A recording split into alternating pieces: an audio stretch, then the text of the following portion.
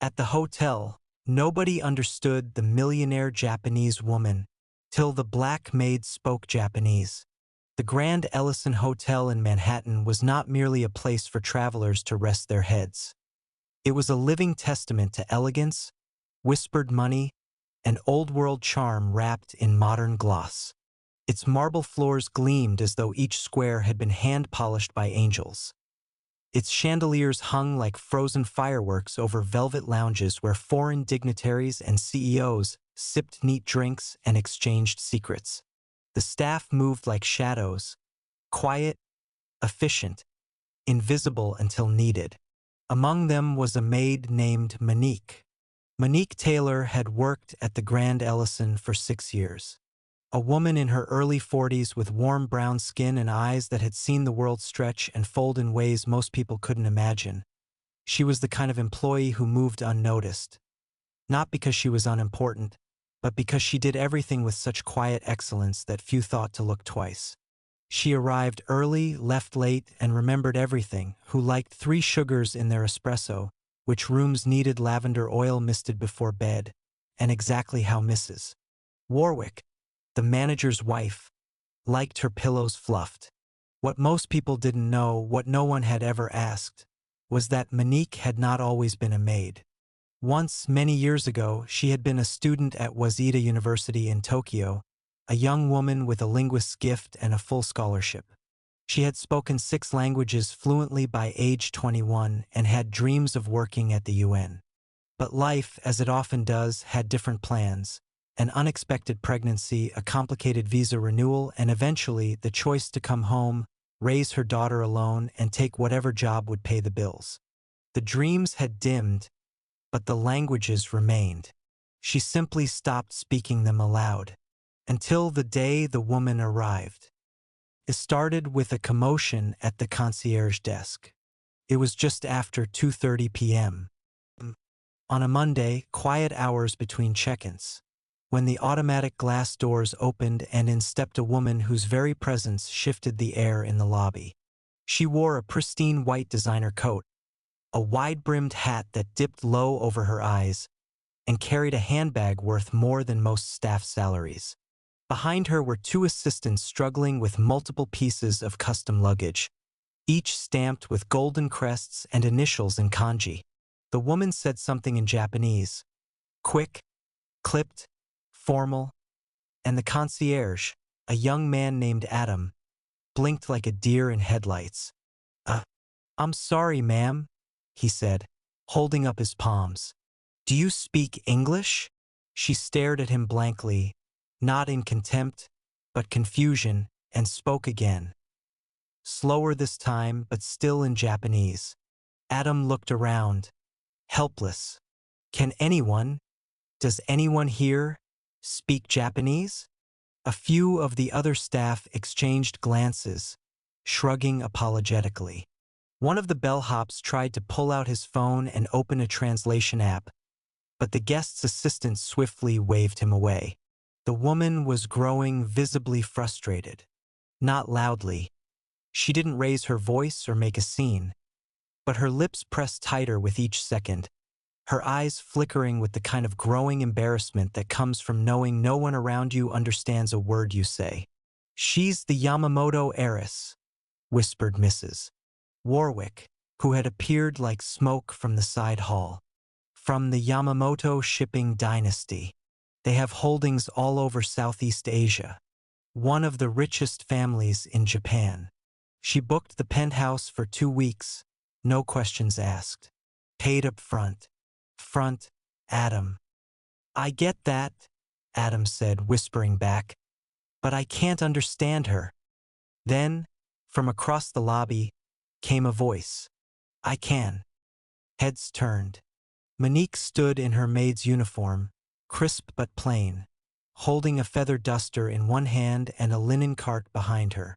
Her expression was neutral, her voice measured, but her eyes, they held something no one had ever seen in her before. Not tiredness, not servitude, command. Adam blinked.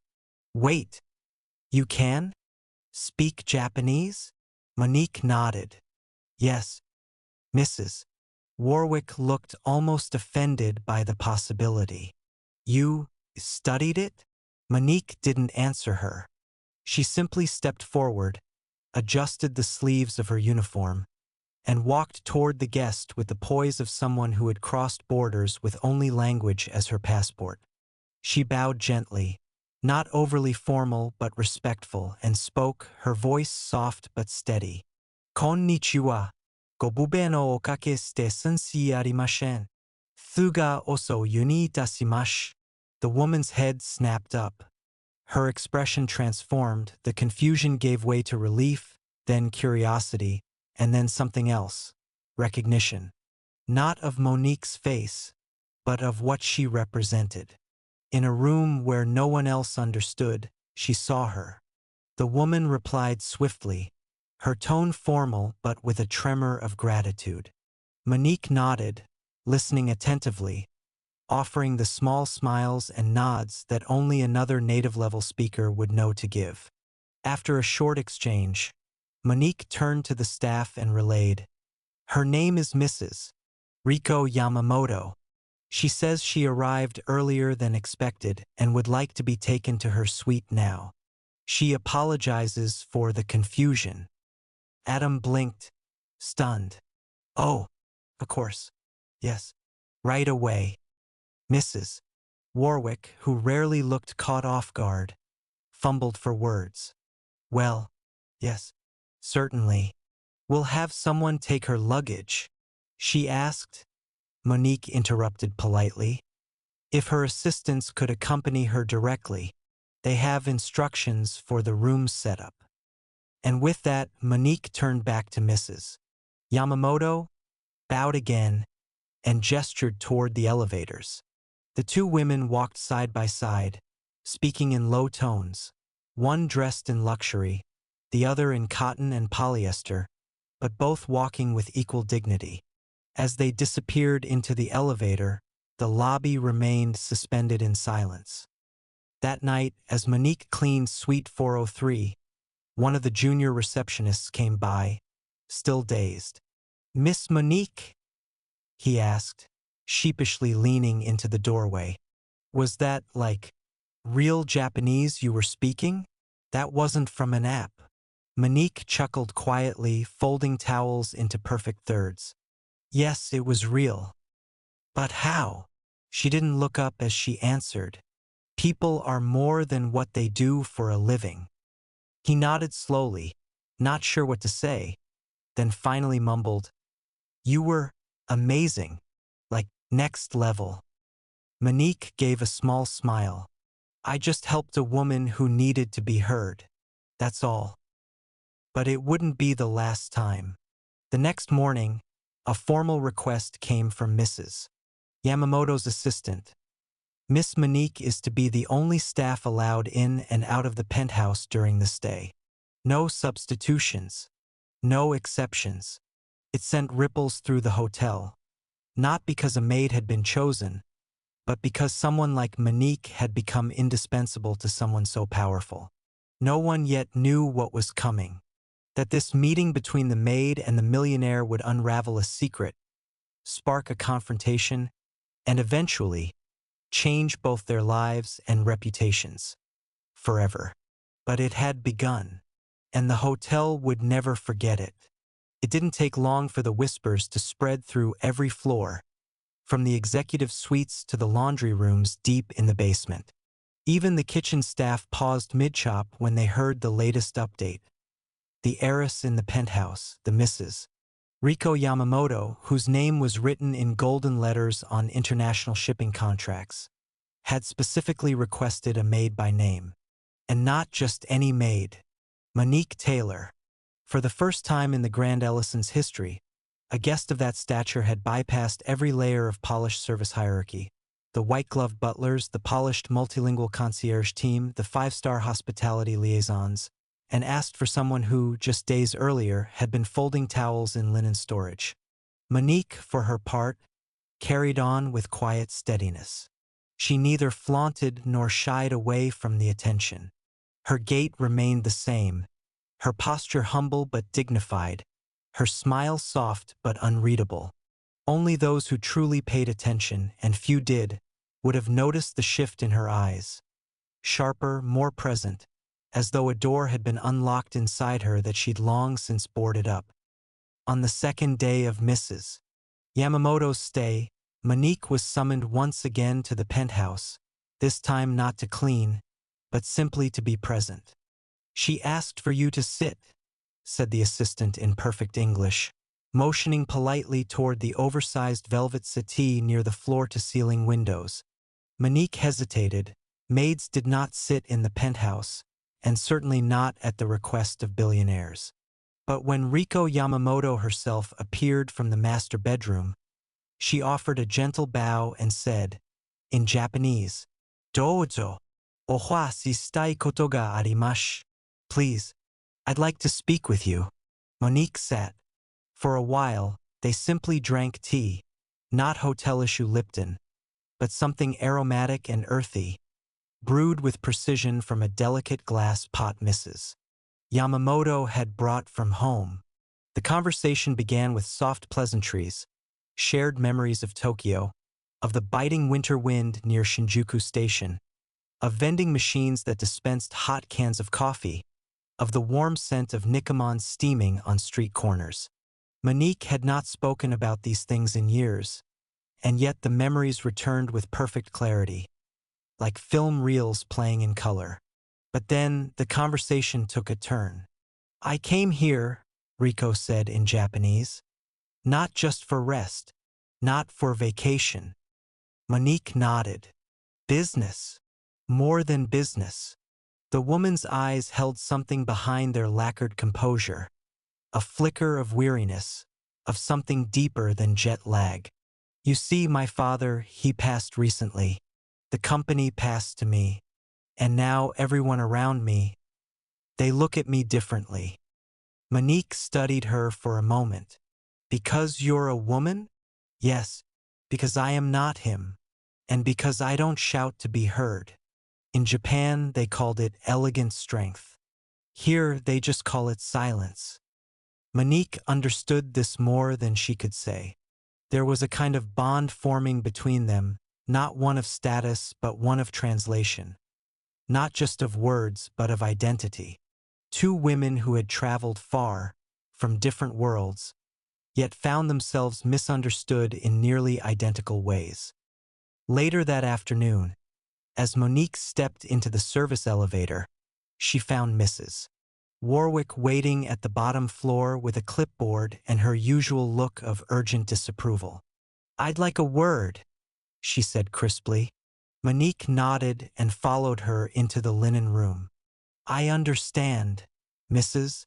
Warwick began, not looking up from her clipboard, "that you've been invited into the penthouse on multiple occasions."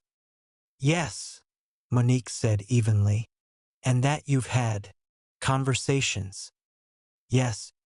There was a pause, sharp and pointed.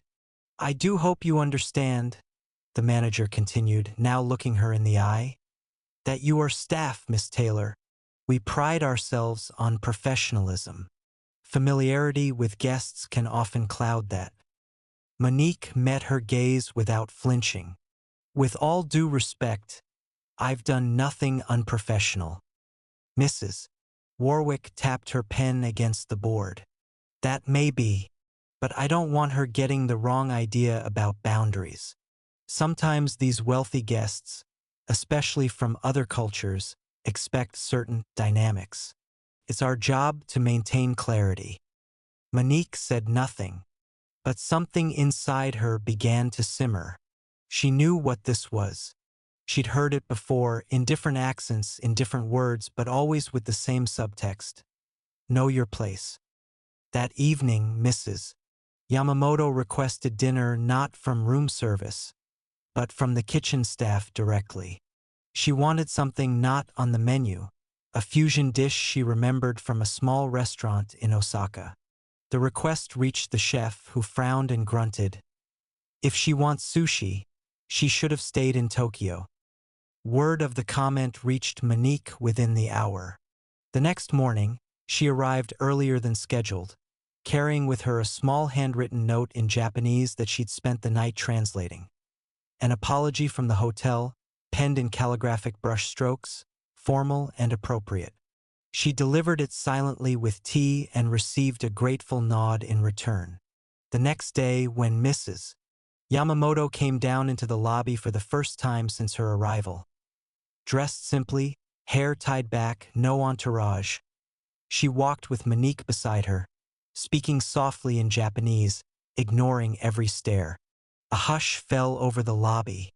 Even the doormen paused. And Monique, walking in her black maid's uniform beside a woman worth hundreds of millions, did not shrink. She walked like someone who belonged, because finally someone saw that she did. But the pressure was growing. Behind closed doors, the hotel's upper management convened. "There's talk," said the regional director. A man named Stanton, tapping a pen against a glass table. "Some of the guests have asked who she is, the maid. Why the Yamamoto family trusts her so implicitly. We can't tell her not to speak Japanese," Mrs. Warwick said, frustrated. "That would be absurd. But we do need to get ahead of this. If this relationship becomes public, people will ask questions." Stanton looked around the table. "We may need to reassign her, temporarily, for optics." What they didn't realize was that something had already been set in motion, and no reassignment could stop it, because on the 6th day of her stay, Mrs. Riko Yamamoto would do something no guest had ever done before. She would call a press conference, not for her business, not for her family, but to speak about Monique. And when she did, the world would finally hear a story that the Grand Ellison had tried very hard to keep quiet. Rain had begun to fall across Manhattan by the time the call came through. It was a quiet Thursday morning, and the clouds hung low over the city, turning the skyline into soft, ghostly shapes blurred behind gray glass. Inside the Grand Ellison, however, the mood was not soft. It was sharp, panicked, and volatile. The lobby, usually a tranquil oasis of piano jazz and hushed voices, had erupted into a flurry of earpieces, tense whispering, and swift movement. No one said it out loud, but it was clear. Something had gone wrong. Something big. At 8:43 a.m., Mrs.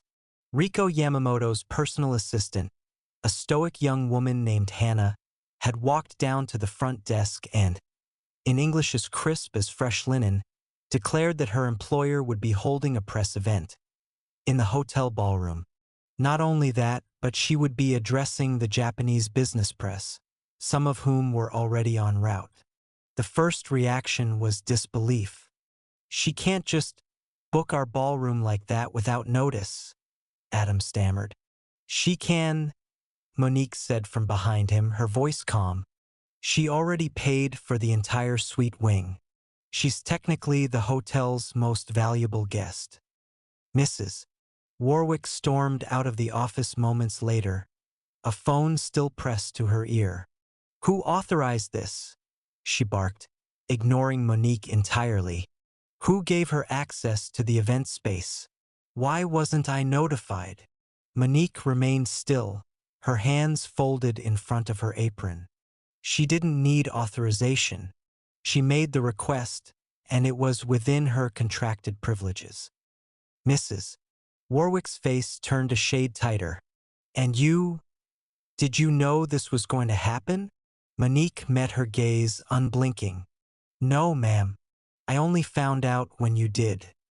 But the truth was more complicated, because Monique had seen the signs. The deeper conversations, the questions Riko had asked about perception, about dignity, about how the world treated people they underestimated. She had spoken of masks, of how often women like them were taught to shrink, to speak gently, to defer. And she had made it clear that she was done shrinking.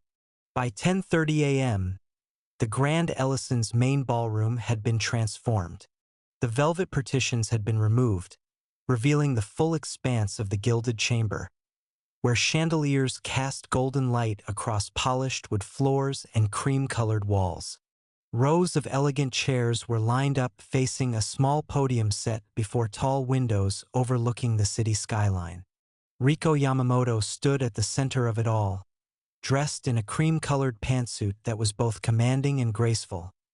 Her black hair coiled into a low knot at the nape of her neck. She looked neither nervous nor proud, only ready. Monique stood to the side as requested, not in uniform this time, but in a simple navy blouse and slacks.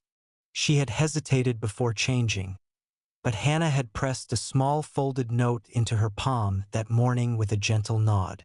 It had said in neat kanji, "Wa, anata mojaneru beki desu." Today you should be seen, too. By noon, journalists had filled the room, Japanese outlets mostly, though a few American business magazines were now lingering by the back row, curious as ever. When Riko finally stepped to the podium, she did not speak through an interpreter. She spoke in her native language, fluid, poised, unwavering, and Monique translated each paragraph from a second mic, standing just beside her. The room hushed. "I came to New York," Riko began, "because I needed to understand the legacy I was inheriting. I needed to see the world not just from my boardroom, but from the eyes of those who are often unseen." She paused, glancing toward Monique. "I expected luxury, yes. I expected tailored service, golden keys, and crisp champagne. But I also expected to be invisible. Because in places of wealth, people often pretend to see everyone, when in truth they only see status." She continued, "And yet, in this very hotel I met someone who heard me. Not because she had to, but because she chose to. A woman whose voice reminded me that language is not simply about translation. It is about recognition, about dignity, about saying, 'I see you. You are not small. You matter.'" Cameras flashed. Monique stood still, her voice unwavering as she echoed every word in English. She was not a concierge, not an executive. She was not even a guest. She was a maid. And yet, she carried more intelligence, more cultural grace, and more humanity than anyone else I encountered in this building. Then Riko dropped the bomb. "I have decided to appoint Miss Monique Taylor as my official cultural liaison for all future international engagements in the United States." The room gasped. Even Monique turned her head slightly, unsure she had translated correctly. But Riko's eyes found hers, and the faintest smile crept to the corners of her mouth. "I trust her judgment more than I trust titles," she said, "because titles can be given, but character must be earned." The fallout was immediate.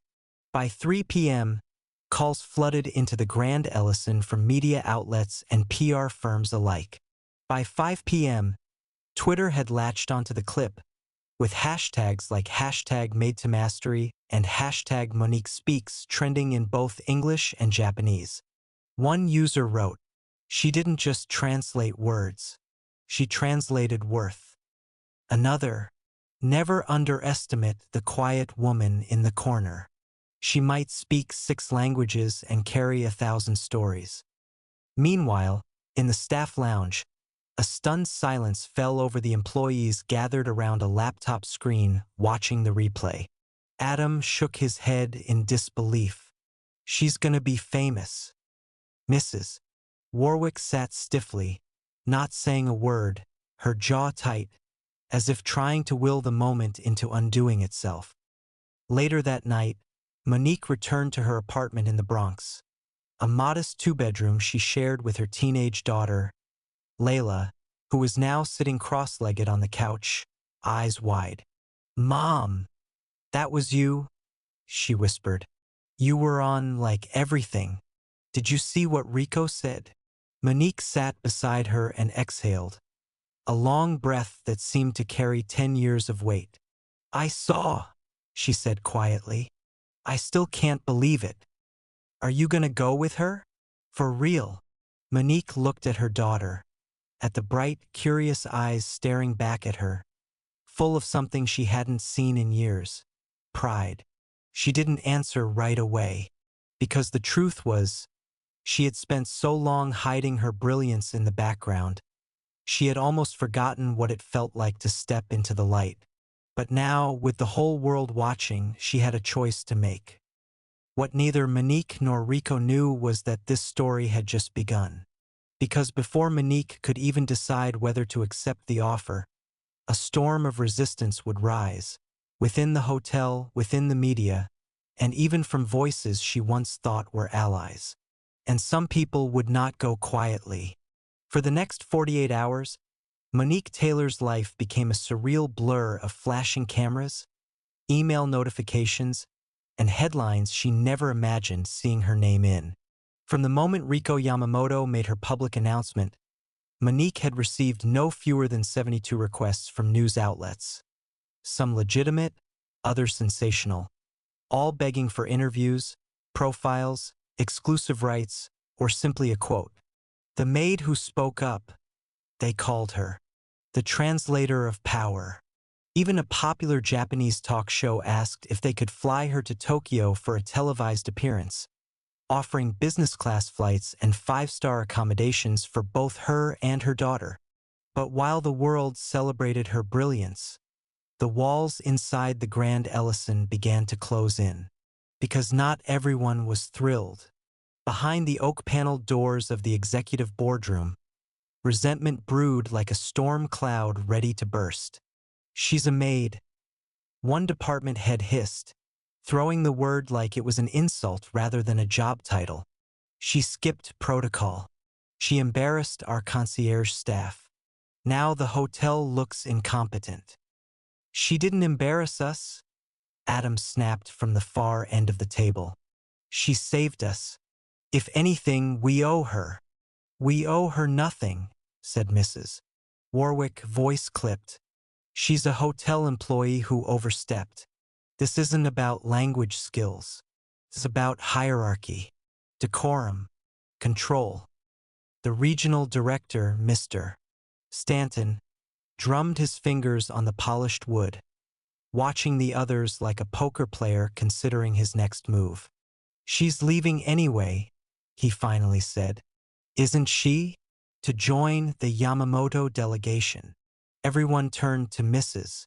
Warwick, who glanced away and said, No formal resignation has been submitted, but I plan to speak with her personally.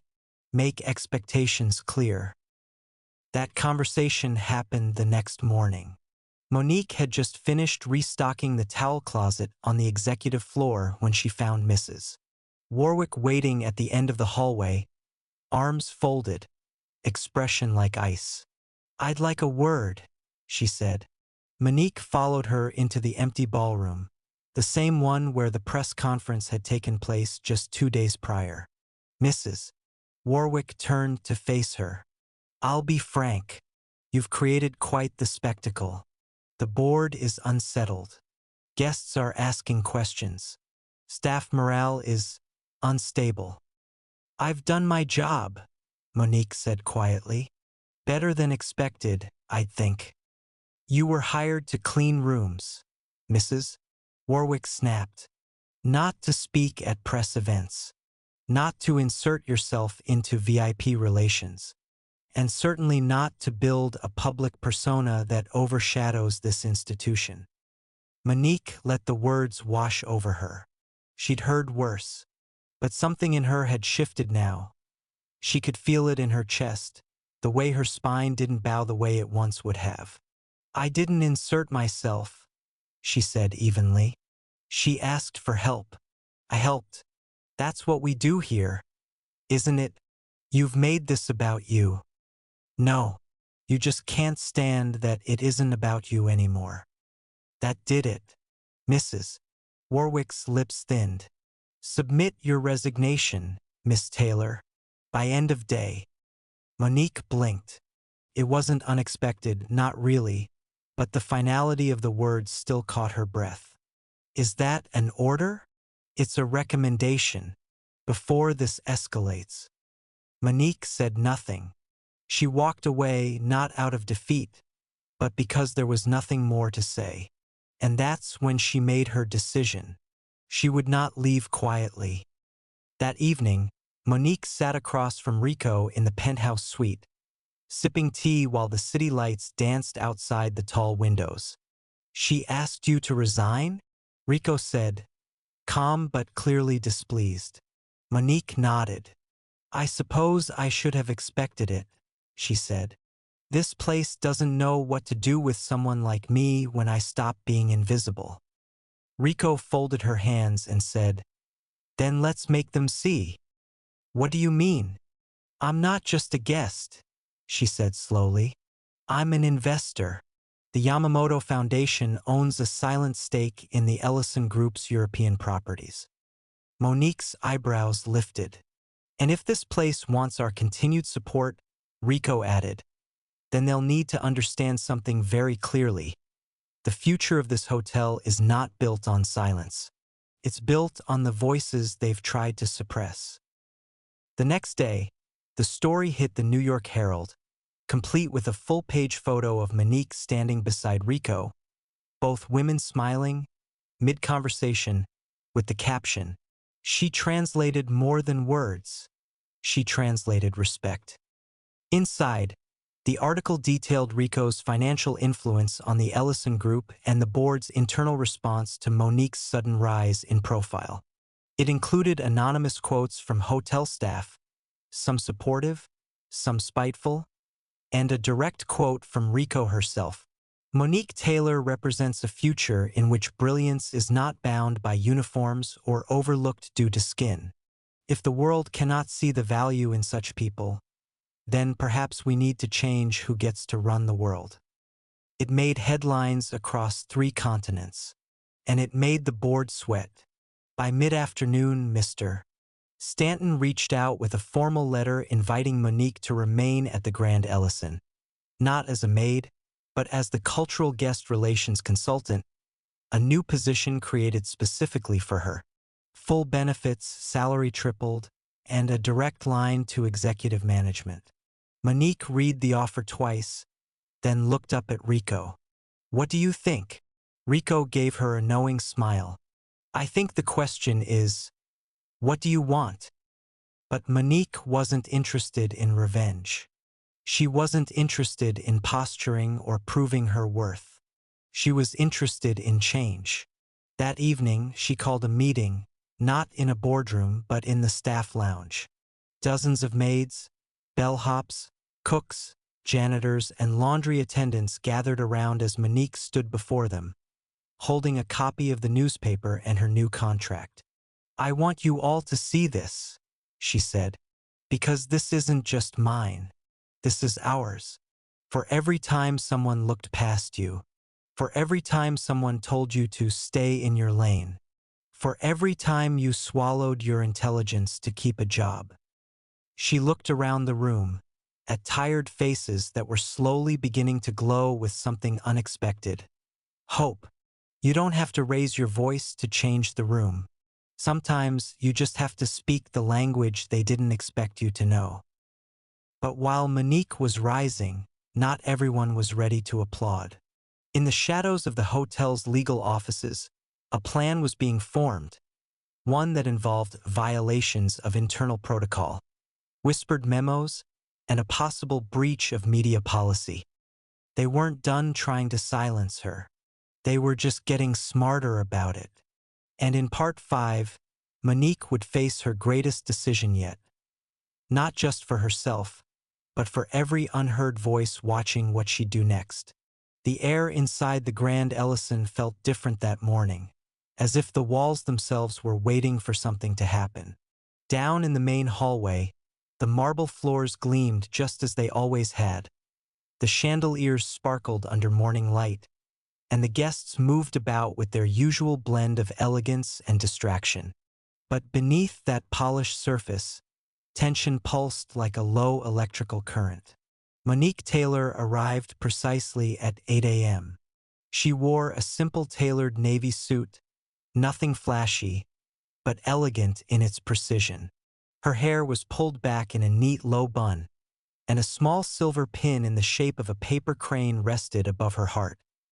A gift from Riko Yamamoto, symbolizing peace, persistence, and the quiet art of transformation.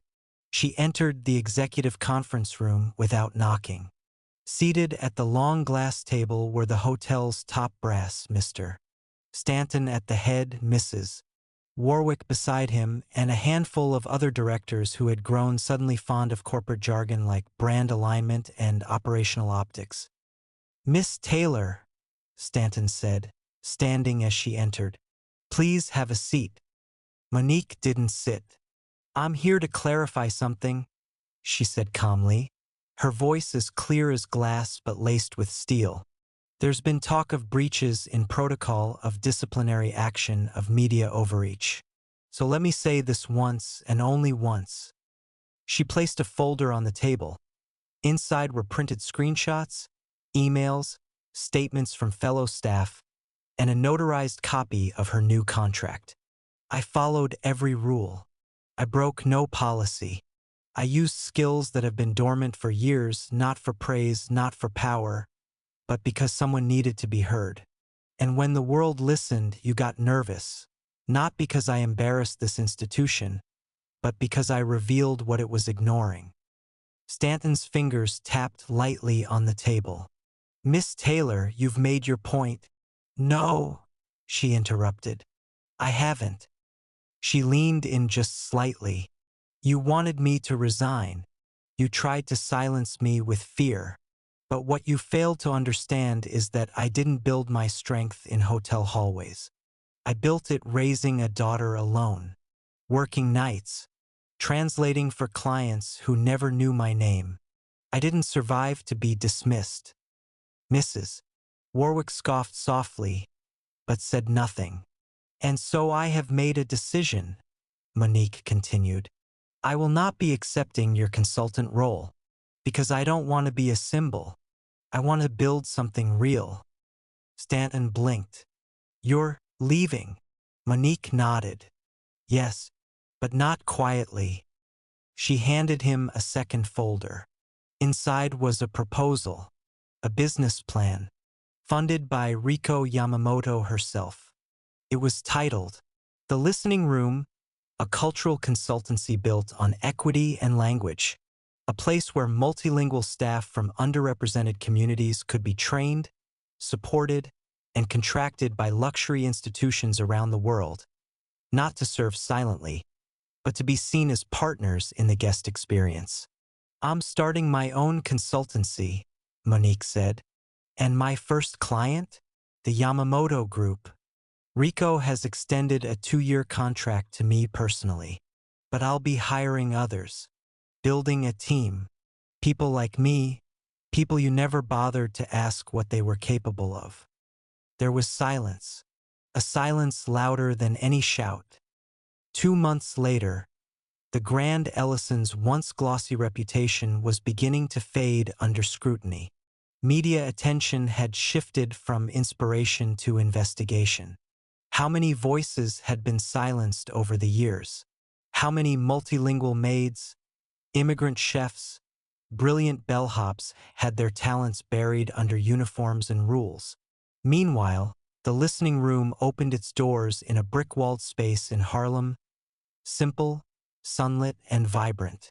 The launch was attended by diplomats, CEOs, and everyday workers alike. Monique stood at the front of the room that day, her daughter Layla beside her, and Riko Yamamoto seated in the front row. "I used to believe that if I worked hard enough," Monique told the crowd, "someone would notice. But the truth is, it's not enough to wait to be noticed.